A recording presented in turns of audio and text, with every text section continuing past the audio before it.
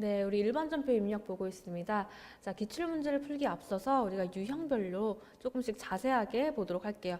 자, 교재 217페이지 보시면 일반전표 유형이라고 나와 있죠. 자, 우리가 릭스라는 회사를 통해서 연습을 하나씩 해보도록 할게요. 일단은 회사 변경을 눌러주시고 릭스라는 회사로 들어가 주신 상태에서 자, 일반전표 입력 이 메뉴죠. 자, 요거를 클릭을 해주세요. 자, 이렇게 창이 뜨면 우리가 기간을 설정을 해놓는 게 편하다고 말씀을 드렸죠. 그래서 1월부터 12월 이렇게 해가지고 하는 게 이제 우리가 조금 더 편리하다. 그래서 자, 책을 보면서 이야기를 해보도록 할게요. 자, 이를 일반전표 입력에 추가 입력하시오라고 이렇게 문제가 제시가 된 거고요. 자, 일반전표 입력의 모든 거래는 부가가치세 고려하지 않는 거고, 자, 1번 비용의 발생부터 보도록 할게요. 자, 일단 우리가 여러 가지 비용에 대한 그런 회계 처리를 하겠죠. 예를 들면 뭐 복리후생비라든지 또는 거래처와 관련한 접대비라든지 뭐 여러 가지 비용들, 그러한 비용들을 우리가 입력할 때 주의해야 할 점이 가장 중요한 게 뭐다? 공장에 대한 거냐, 즉 제조원가로 분류를 하는 거냐, 또는 일반적인 판매 관리비로 우리가 입력을 하는 거냐, 그게 가장 중요합니다. 그래서 우리가 비용을 입력할 때 분명히 여러분들 코드 번호를 입력을 해서 복리후생비라고 이제 치게 되면은 코드 번호가 여러 개 나온다라는 거예요. 그래서 그 여러 가지 나온 코드 번호 중에 우리가 어떤 걸 선택을 해야 되느냐라는 게 가장 중요한 포인트라고 보시면 되겠습니다. 자, 그러면 복리후생비부터 보도록 할게요. 자, 1번 보시면 자, 복리후생비라고 해서 직원 관련한 거, 그쵸? 우리가 직원 관련해서 직원에게 우리가 뭔가를 이제 지급을 했는데 그게 이제 뭐 월급 이외에 그런 것들이다. 그러면 다 복리후생비로 처리하시면 돼요. 그래서 식사를 제공했다, 또는 회식비를 냈다, 또는 뭐 결혼하거나 그래서 경조사비를 냈다, 또는 야유회 비용을 냈다, 또는 뭐 선물 구입 비용 이런 것들을 우리가 지급했다라고 했을 때 복리후생비라는 걸로 처리를 합니다. 이 개념에 대해서는 여러분들 잘 알고 계실 거라고 믿고, 자, 그러면 이제 예제를 볼게요. 7월 2일 날 본사 직원의 결혼식에 축의금으로 10만 원을 현금으로 지급하였다라고 되어 있죠. 자, 이거 분개하실 수 있죠. 굉장히 쉽죠. 그래서 대변에 우리가 현금으로 지급했으니까 현금 10만 원이 오는 거고, 차변에는 이제 본사 직원에 대한 축의금이니까 복리후생비인데, 자, 여기서 중요한 게 뭐다? 이 괄호다. 괄호로 뭐라고 되어 있어요? 판이라고 되어 있죠. 판매비, 관리비 요거의 줄임말 해가지고 판 이렇게 한 거예요. 그래서 요거는 왜 있다? 요 본사 직원에 대한 거니까 본사. 여러분들 본사라는 거 체크를 해주세요. 그래서 요 단서 때문에 우리가 판매비와 관리비로 구분을 하는 것이다 라는 거고요. 자, 요거를 한번 여러분들 한번 직접 입력을 해보실까요? 자, 요거는 지금 7월 2일이죠. 그래서 0702 날짜를 입력해 주시면 되고, 자, 요 구분은 뭐예요, 우리? 자, 요거 현금만 있죠, 대변에. 그러면 현금이 나간 거래니까 출금 전표다 해서 1번에서 출금이라고 입력해 주시면 되고요. 자, 계정 과목은 뭐예요? F1을 해서 자, 복리 후생비죠. 복리 후생비라고 치면 지금 여러 가지가 나온다. 근데 지금 본사 직원에 대한 거니까 몇백 번대다? 800번대다. 판매 관리비. 그래서 여러분들 다른 건 다 모르셔도 되고, 자, 공장이나 뭐 제조 언급이 있다 그러면 500번대 아니면 800번대 이렇게 두 가지만 여러분들 기억을 해주시면 되겠습니다. 그래서 800번대로 입력을 해주신 다음에 거래처 필요한가요?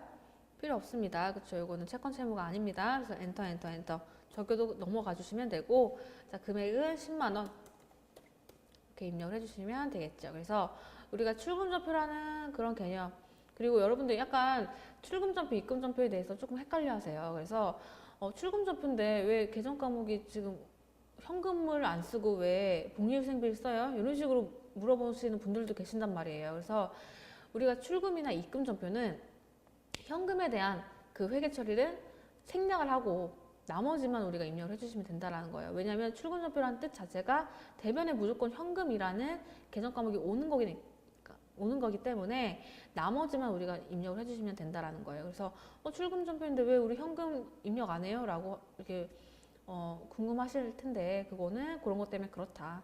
입금 전표도 마찬가지로 입금 전표는 무조건 차변에 현금이 오는 거기 때문에 그 나머지 계정 과목만 우리가 입력을 하는 거다라고만 생각을 해주시면 되겠습니다. 자, 그 다음에 7월 5일 날 볼게요. 마케팅부에서 차와 음료수 5만 원을 인근 대진 할인마트에서 구입하고 현금을 지급하였다. 자, 이것도 마찬가지죠. 이것도 뭐예요? 대변에 현금만 오는 거래고 우리 회사 부서잖아요, 마케팅부. 그래서 그거에 대해서 이제 차와 음료수 지급한 거니까 이것도 우리의 복리후생비다. 그리고 자, 마케팅부, 자, 여기 체크하세요. 그쵸? 요거 때문에 우리가 판매비와 관리비라는 걸 알 수가 있겠죠. 그쵸? 그래서 뭐 마케팅부던 뭐 격리부던 뭐 영업부던 어쨌든 그냥 공장이나 제조라는 그런 언급이 없기 때문에 판매비와 관리비, 즉 800번대 복리후생비로 우리가 처리를 하면 된다라는 거고요. 요거 입력은 여러분들이 각자 해보시면 되고요. 자, 이렇게 해서 우리가 복리후생비에 대한 걸 봤고, 자, 그 다음 두 번째 접대비에 대한 것도 볼게요. 자, 접대비는 포인트가 뭐다? 거래처 관련이다. 그래서 복리후생비가 우리 회사 직원들이라는 특징이 있었다면 접대비는 거래처에 대한 거다. 그래서 뭐 식사, 회식, 경조사비, 야유회 비용, 선물 비용 어쨌든 이런 거 비용들은 복리후생비랑 똑같아요. 똑같은데 누구한테 썼느냐가 문제겠죠. 그래서 우리 직원이다 그러면 복리후생비고 다른 회사, 거래처다 그러면 접대비다. 이런 식으로 구분이 된다라는 게 기본적인 접대비의 개념이고요. 자, 문제를 볼게요. 7월 7일 날 당사는 매출 거래처인 주식회사 종로에 선물을 하기 위해서 자, 주식회사 홍삼에서 홍삼을 25만 원에 구입하고 전액 당사의 BC 카드로 결제하였다라고 되어 있죠. 자, 이거 뭐부터 해야 돼요? 분계부터 해야 된다. 자, 분계. 일단은 우리 매출 거래처인 자, 거래처한테 우리가 선물한 거기 때문에 차변에 어떤 계정감이 오나요? 차변에 접대비라는 비용의 발생이 오겠죠. 그래서 접대비가 오는데 여기서도 마찬가지로 괄호 열고 판이라는 얘기가 있어요. 자, 이거는 어떤 단서 때문에 판이라는 요게 왔을까요? 자, 우리 거래처는 거래처인데 어떤 거래처예요? 매출 거래처다. 그래서 우리 뭐 매출에 대한 그런 거래처이기 때문에 판매비와 관리비에 해당이 되는 거고요. 자, 요거 25만 원 이렇게 차변에 나왔고 그 다음에 대변에 뭐가 나와요? 우리 카드로 결제했다 그러면 미지급금이죠. 그래서 우리가 카드로 뭐 이런 것들 접대비나 뭐 비품이나 뭐 이런 그런 것들을 카드로 했다 그럼 미지급금이고 뭐 간혹 가다가 상품을 카드로 결제했다 그러면 뭐예요? 미지급금이 아니고 뭐예요? 외상 매출금이 되겠죠. 그렇죠? 그래서 이 카드로 결제한 것도 그냥 우리 일반적인 경우에는 미지급금이라고 쓰지만 간혹 가다가 예외적으로 상품을 카드로 결제하는 경우도 있어요. 우리가 상품을 판매하기 위해서 상품을 사는데 그걸 카드로 결제했다 그러면 그때는 뭐다? 우리가 외상 매출금이다. 그래서 우리가 카드 결제는 그렇게 두 가지로 여러분들이 기억을 해주시면 되고요. 자, 그 다음에 우리가 이 미지급금이라는 요 계정 과목 자체가 뭐다? 우리의 채무다. 그렇죠? 우리가 지급해야 할 의무가 있는 그런 채무죠. 그러면 이러한 채권 채무에 대해서는 반드시 거래처를 입력을 해야 된다. 그래서 이렇게 가로로 나와 있는 게 뭐예요? 거래처란 얘기예요. 그래서 우리가 카드사에 줘야 될 의무가 있는 거기 때문에 요 미지급금에 대한 거래처는 카드사다. 즉 BC카드다라는 거고요. 자, 이걸 한번 같이 입력을 해보겠습니다. 자, 날짜가 7월 7일 0707이라고 해주시면 되고 자, 요거는 어느 한 변만 차변에 뭐 또는 대변에 현금만 오는 거래가 아니죠. 그렇죠? 그렇기 때문에 우리는 차변과 대변 각각 입력해야 되는 대체 전표로 구분을 해주시면 되죠. 그래서 여러분이 편한 것부터 좀 차변부터 할게요. 3번 차변으로 해서 자, 차변에는 뭐가 와요? 접대비가 오죠. 접대비. 검색을 하면 여러 가지가 뜬다라는 거죠. 자, 이럴 때 우리는 뭘로 구분을 한다? 자, 판매비와 관리비다. 왜냐면 매출 거래처이기 때문에 그래서 800번대인 판매비와 관리비로 선택을 해주시고요. 접대비 자체는 우리 회사의 차권 채무가 아닙니다. 그래서 거래처는 쭉쭉 패스해 주시면 되고 저게도 마찬가지고. 자, 금액은 25만 원. 엔터 치시면 되고요. 그 다음에 이제 차변했으니까 대변을 입력을 해주셔야겠죠. 그래서 날짜는 똑같으니까 엔터. 그 다음에 이제 대변이니까 4번 눌러주시면 되고 접대비에 대한 상대 예정 과목. 자, F1을 눌러서 미지급금이죠. 자, 엔터 치시고 자, 거래처 F1을 눌러서 뭐예요? 우리 카드사에 대한 거죠. BC 카드. 그래서 BC 카드를 선택을 해주셔야 된다. 이게 중요하죠. 우리 미지급금에 대한 거래처 걸어주는 거. 그 다음에 엔터 저기로 넘어가 주시면 되고 자, 대변에 금액이 차익이 자동으로 이렇게 생성이 됐고 우리는 확인만 하면 된다. 그래서 자, 맞죠? 맞으니까 엔터 치고 넘어가 주시면 되겠습니다. 그래서 우리가 요 지금 방금 입력한 거 딱 클릭을 하면 차변과 대변이 같이 이렇게 선택이 되는 거 보이시죠? 그래서 우리가 선택한 건 좀 진한 색으로 그 밑에 칸은 약간 흐림색으로 해가지고 이 두 줄이 한꺼번에 잡힙니다. 같은 점표란 얘기예요. 그래서 우리 차변과 대변 이런 식으로 입력을 했다라는 게 대체 점표가 되겠습니다. 네, 다음 문제 보도록 하겠습니다. 7월 13일이고요. 매출거래처와 한국식당에서 식사를 하고 식사대 20만 원을 하나카드로 지불하였다라는 문제죠. 자, 보시면 신규 거래처 해서 하나카드 99603으로 등록하라 라고까지 나와 있죠. 이게 바로 우리 거래처 신규 등록하라 라는 그런 문제가 되겠죠. 그래서 자, 요거는 우리가 입력할 때 같이 등록을 해보도록 할 거고요. 일단은 분개부터 해야겠죠. 자, 요게 우리 마찬가지로 매출거래처랑 식사를 하고 우리가 식사대를 지급했다 요 경우에는 우리가 접대비라는 비용으로 처리를 해주시면 되고요. 자, 그 다음에 대변도 우리 방금 봤던 거랑 똑같죠? 자, 미지급금 카드로 지급했으니까 미지급금이고 미지급금에 대한 뭐를 걸어야 된다? 거래처를 걸어야 된다 라는 거고 이때 좀 특이한 게 뭐다? 우리가 지금 신규로 등록하는 거다. 그래서 이것도 마찬가지로 0713 해가지고 차변에 F해서 접대비. 자, 몇백 번대예요? 매출거래처니까 800번대. 자, 그 다음에 요거는 그냥 넘어가 주시면 되고, 자, 20만 원. 그리고 같은 날짜로 대변에 자, F를 해서 뭐예요? 우리 미지급금인데, 요거는 거래처를 걸어줘야 되는데, 지금 신규로 거래처를 등록해라 라고 문제로 나왔으니까 자, 우리 신규 등록할 때는 자, 요 코드에 00000 0을 5번 눌러주시고 거래처 이름 뭐예요? 하나카드. 자, 엔터를 하면 이렇게 팝업이 뜹니다. 거래처 등록. 여기서 반드시 여기 문제에서 제시한 요 코드 번호로 수정을 해주셔야 되는 게 중요하죠. 그래서 거래처 코드를 클릭을 해주시고 99603으로 코드를 반드시 거래처 코드를 변경을 해주셔야 되는 게 중요한 게 되겠습니다. 그래서 이런 식으로 우리가 신규 등록했고요. 자, 금액은 똑같은 20만 원 이렇게 자동으로 입력이 됐습니다. 그래서 이런 식으로 입력을 해주시면 되겠고요. 자, 다음 페이지 보시면 수도 광열비라고 있습니다. 자, 요거는 어떨 때 쓴다? 우리가 말 그대로 수도세 냈거나 또는 뭐예요? 비광자죠? 전기세 냈거나 열 뭐예요? 가스비 그런 거 냈을 때 우리가 수도 광열비라는 계정 과목을 씁니다. 이것도 우리 회사의 비용이 되겠죠.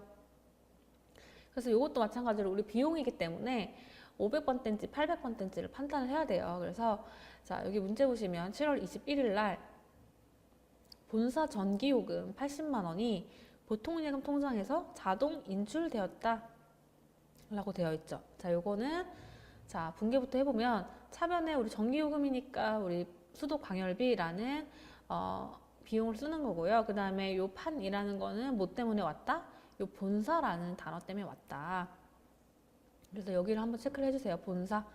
자, 요거 때문에 우리가 요거 800번대 판매비와 관리비라는 걸 알 수가 있다라는 거고요. 자, 대변에는 보통예금으로 인출됐다라고 했으니까 보통예금이 오겠죠.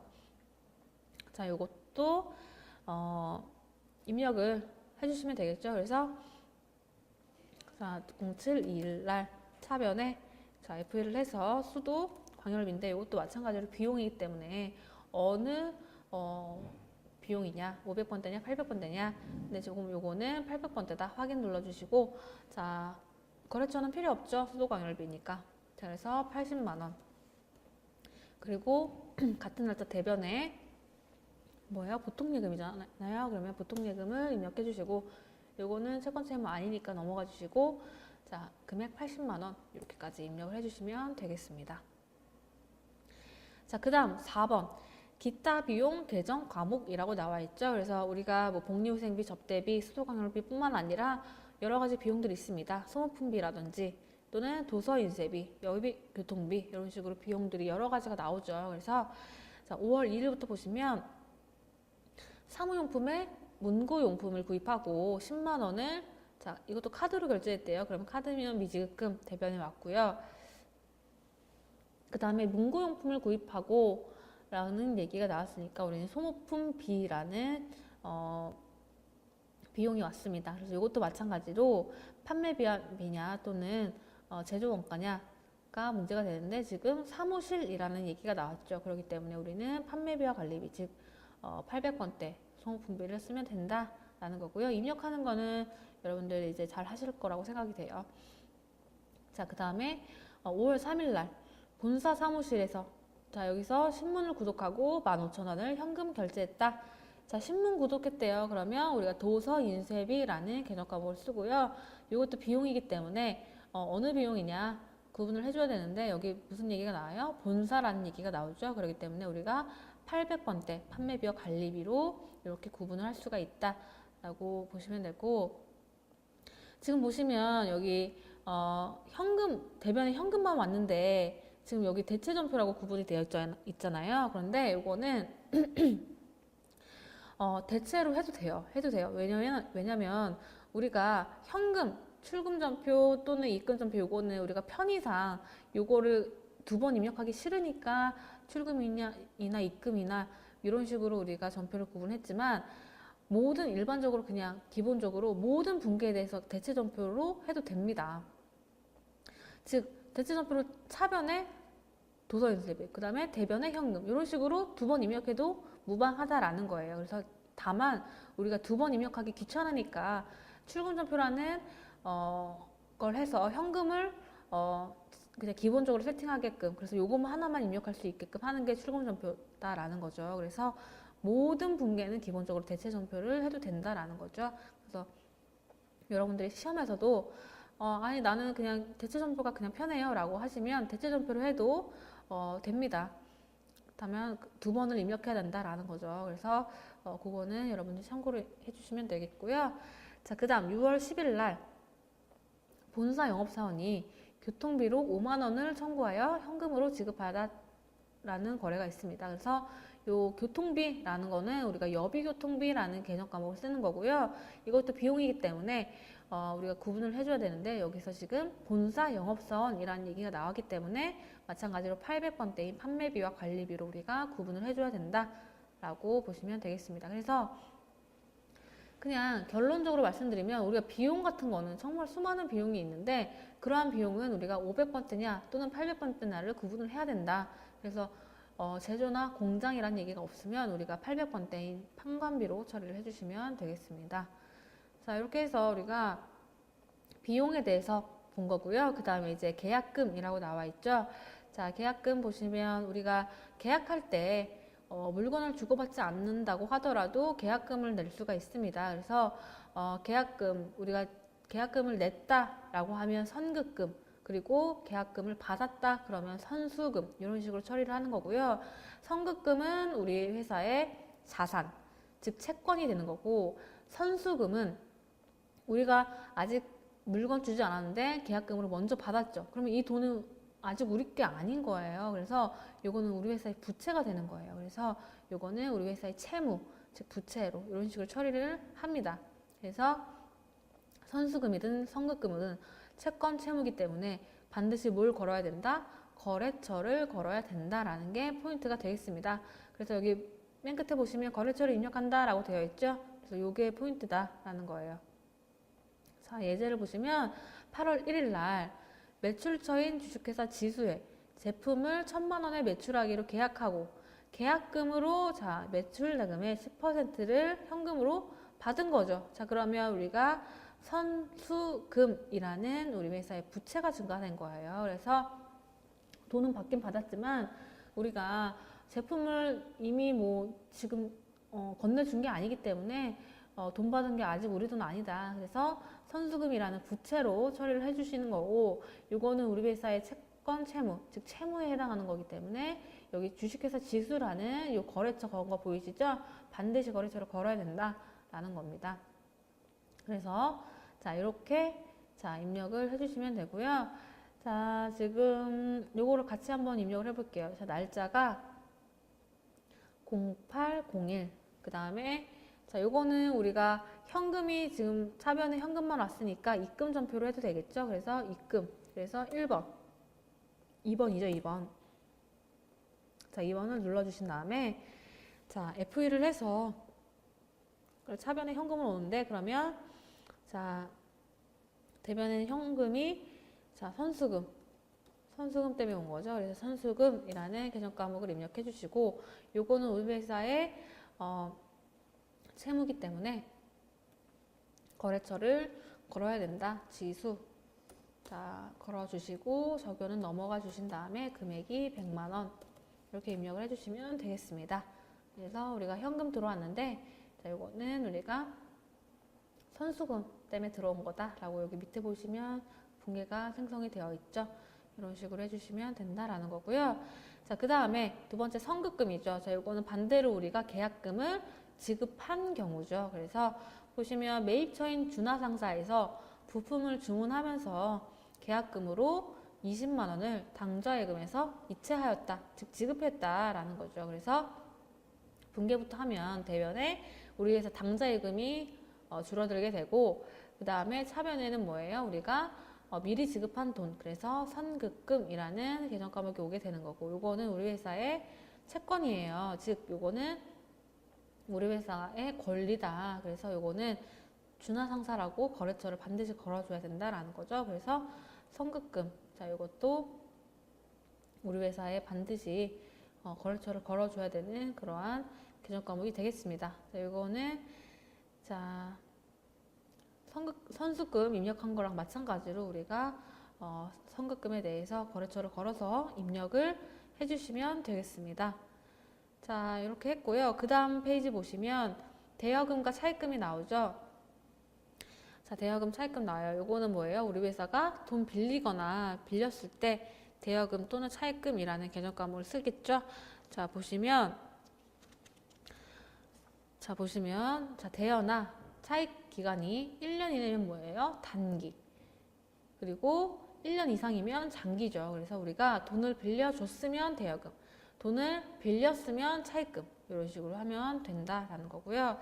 자, 대여금부터 볼게요. 자, 대여금 보시면 7월 5일 거래처 주식회사 대진에 자 2017년 9월 30일 날 회수하기로 했대요. 자, 요거는 우리가 금방 갚는다라는 거죠. 그래서 자 1,000만 원을 보통 예금에서 송금해 주었다. 그래서 우리가 돈을 빌려준 거기 때문에 일단은 대여금인데 지금 금방 회수하기로 했으니까 즉 1년 이내 회수하기로 했으니까 대여금 중에서도 보다 단기 대여금이다. 그래서 요거는 우리가 돈을 받을 수 있는 채권이죠. 그렇기 때문에 반드시 뭘 걸어야 된다? 거래처를 걸어야 된다 하는 거다. 그래서 차변에 단기 대여금이 왔고요. 대변에는 보통 예금 이런 식으로 분계가 됐죠. 그래서 이걸 한번 입력을 해볼게요. 자, 날짜가 0705 이렇게 됐고요. 자, 요거는 차변, 대변 각각 입력해 주면 되겠네요. 그래서 차변 3번을 눌러주시고 F1을 해서 단기 대여금 눌러주신 다음에 요거는 거래처 걸어줘야겠죠. 그래서 주식회사 대진 자 걸어주시고 자, 그 다음에 금액이 1,000만 원 엔터 쳐주신 다음에 자, 대변에는 뭐예요? 보통 예금이죠. 보통 예금. 그리고 요거는 보통 예금은 채권 채무 아닙니다. 그래서 거래처 그냥 방향키로 넘어가 주시면 돼요. 그래서 이렇게 입력을 해주시면 되겠습니다. 자, 이렇게 했고요. 그 다음에 자, 9월 30일 날 7월 5일 주식회사 대진에 대여해준 1,000만 원 지금 방금 했던 거죠. 요거를 회수함과 동시에 이자 100만 원을 현금으로 회수하였다. 자, 이건 뭐예요? 우리가 돈 빌려준 거 이제 돈 갚았는데 빌려준 돈만 이제 우리가 받는 게 아니고 추가로 뭘 받아요? 빌려준 돈에 대한 이자를 받는다라는 거예요. 그래서 그렇게 이자를 받았다라고 했을 때 쓰는 개념 과목은 뭐다? 이자 수익이다. 그래서 대변에 수익이 발생해서 이자 수익 100만 원 왔죠. 그래서 요거는 우리가 이자 받은 거에 대한 수익으로서 이거는 영업 외 수익이 되겠죠. 그래서 이자 수익 대변에 왔고요. 그 다음에 대변에 이제 단기 대여금이 오겠죠. 그래서 요거는 우리가 이제 돈 빌려준 거 갚았으니까 이제 우리가 이제 받을 돈이 없어진 거죠. 그래서 대변에 단기 대여금이 이제 사라지게 되는 것이고, 요거를 뭘로 받았다? 현금으로 받았다. 그래서 차변에 현금이 오게 되는 거죠. 그래서 분기부터 여러분이 해주시면 되고요. 자, 요거 한번 같이 입력해 볼까요? 이번에는 대변에 한 개가 아니라 두 개가 왔네요. 그쵸? 이럴 때는 어떻게 입력을 해야 될까? 그냥 두 개를 입력해 주시면 돼요. 그래서 이것도 어려운 게 아니다. 자, 날짜 9월 30일 해주시고 자, 일단 차변부터 할게요. 3번 해서 F1을 해서 현금을 눌러주시면 되고, 현금 얼마 왔어요?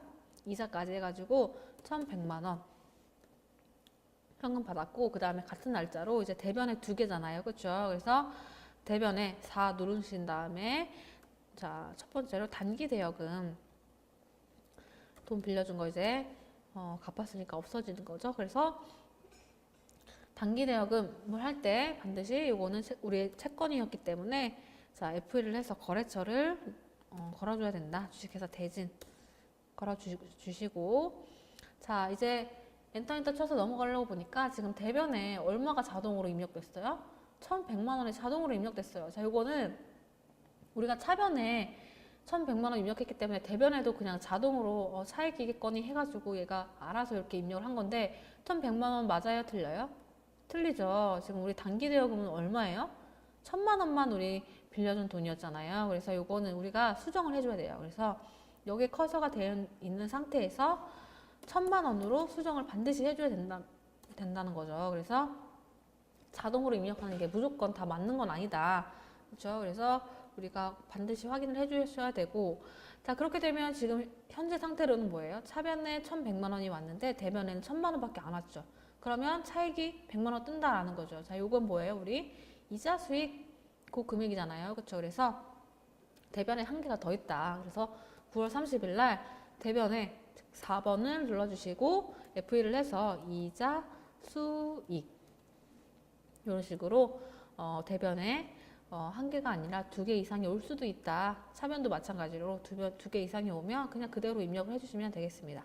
그래서 이자 수익은 채권 채무가 아닙니다. 그래서 거래처랑 저기 다 넘어가 주시면 되고, 자, 금액은 차익이 자동으로 생성이 됩니다. 그래서 100만 원 이렇게 온 거 엔터 쳐주시면 되겠습니다. 그래서 이걸 클릭하면 이렇게 세 개의 줄이 자동으로 선택이 되죠. 이게 하나의 전표란 뜻이에요. 그래서 차변에 한 가지, 대변에 두 가지 이렇게 왔다. 이렇게 보시면 되겠습니다. 자, 그 다음에 차입금 볼게요. 차입금은 반대로 우리가 돈을 빌린 거죠. 그래서 우리가 돈 빌렸을 때 차입금이라는 얘기를 하고 1년 이내 갚기로 했다. 단기 차입금, 1년 이상이다. 장기 차입금 이런 식으로 구분을 해주시면 되겠죠. 자, 우리가 이번에는 두 번째를 볼게요. 자, 두 번째 8월 30일 분기를 볼게요. 자, 국민은행으로부터 차입한, 우리가 돈 빌렸다는 뜻이죠. 단기 차입금 2,000만 원을 이제 상환함과 동시에 이자 50만 원을 보통 예금에서 이체하여 지급하였다라고 되어 있죠. 자, 요거는 이제 우리가 돈 빌렸던 거 이제 갚는 거죠. 갚는 거래고, 돈을 갚을 때 그 원금만 갚는 게 아니고 우리가 추가로 뭐예요? 이자까지 같이 내야 된다라는 거예요. 그래서 우리가 돈 빌리고 그 대가로 이자 냈다 그러면 이자 비용으로서 차변에 비용의 발생으로 오는 거죠. 그래서 50만 원 이렇게 온 거고요. 그 다음에 우리가 원금 갚은 거, 그거는 단기 차입금이라는 우리 부채의 감소, 그래서 차변에 오게 되는 것이고, 이것도 우리 채무였으니까 국민은행이라는 해당하는 거래처를 반드시 걸어 주셔야 된다는 거고요. 그래서 요 원금 단기 차입금과 이자 비용까지 합한 요 금액을 뭘로 지급했다? 보통 예금으로 지급했다. 그래서 대변에는 보통 예금이 이제 금액이 오게 되는 거죠. 그래서 이렇게 분계부터 해주시는 게 첫 번째고요. 자, 이거를 그대로 이제 입력만 하면 되겠죠. 자, 08, 30 이렇게 해가지고 날짜 쓰시고, 자, 일단 이제 이번에는 차변에 2개 이상이 온 거죠. 그래서 차변부터 해볼게요. 3번 눌러주신 다음에 FE. 자, 단기 차입금. 단기 차입금. 자, 요거는 우리 회사의 채무였기 때문에 거래처를 걸어 주셔야 되겠죠. FE를 해서 국민은행이라고 걸어 주신 다음에 자, 적용은 넘어가 주시면 되고 금액 얼마예요? 2천만 원. 자, 엔터 쳐주시고 그 다음에 또 차변에 하나 더 있죠. 자, 월일은 엔터. 그 다음에 차변 FE를 해서 이자 비용 해서 우리가 원금뿐만 아니라 이자까지 냈다라는 것이고 이 비용은 채권 채무 아닙니다. 그래서 거래처랑 저기 넘어가 주시고 금액은 50만 원이 되겠죠. 자, 엔터 치시면 지금 차변에 두 개가 왔고요. 이제 대변만 입력하면 되겠죠. 같은 날짜로 4번 해서 대변 선택을 해주시고 보통 예금으로 지급을 한 거잖아요. 그래서 보통 예금. 자, 이거 거래처랑 저기 넘어가 주시고 대변에 자동으로 금액이 얼마가 와요? 요 차변 2개 합친 금액이 자동으로 이렇게 뜨죠. 그래서 요거 맞습니까? 네, 맞습니다. 그래서 확인해 주시고 엔터를 쳐주시면 되겠습니다. 자, 이런 식으로 해가지고 우리가 일반 적표 입력에 대해서 비용에 관한 거 뭐가 중요하다고 했죠? 제조원가와 판관비 구분하는 거, 즉 500번대냐 800번대냐 요거 구분하는 게 중요하다고 했고, 그 다음에 이제 계약금에 대한 거, 그쵸? 선급금이냐 선수금이냐. 자, 요거는 반드시 뭘 걸어야 된다? 거래처를 걸어야 된다. 선수금이든 선급금이든, 그쵸? 그래서 요거 우리 계약할 때 계약금 공부해 봤고요. 그 다음에 이제 우리가 방금 봤던 돈 빌려주고 돈 빌린 거 뭐예요? 대여금 또는 차입금이죠. 이것도 마찬가지로 우리가 뭘 반드시 걸어줘야 된다? 거래처를 걸어줘야 된다. 그래서 돈 줄 게 있거나 돈 받을 게 있거나 어쨌든 이런 거에 대해서는 우리가 내부적으로 관리를 해야 되기 때문에 어느 회사에도 우리가 돈을 빌렸고 어느 회사에 우리가 돈을 빌려줬고 이런 것들을 거래처를 통해서 반드시 관리를 하는 것이다 라고 정리를 해주시면 되겠습니다. 자, 여기까지 볼 거고요. 나머지는 다음 시간에 이어서 보도록 하겠습니다. 수고하셨습니다.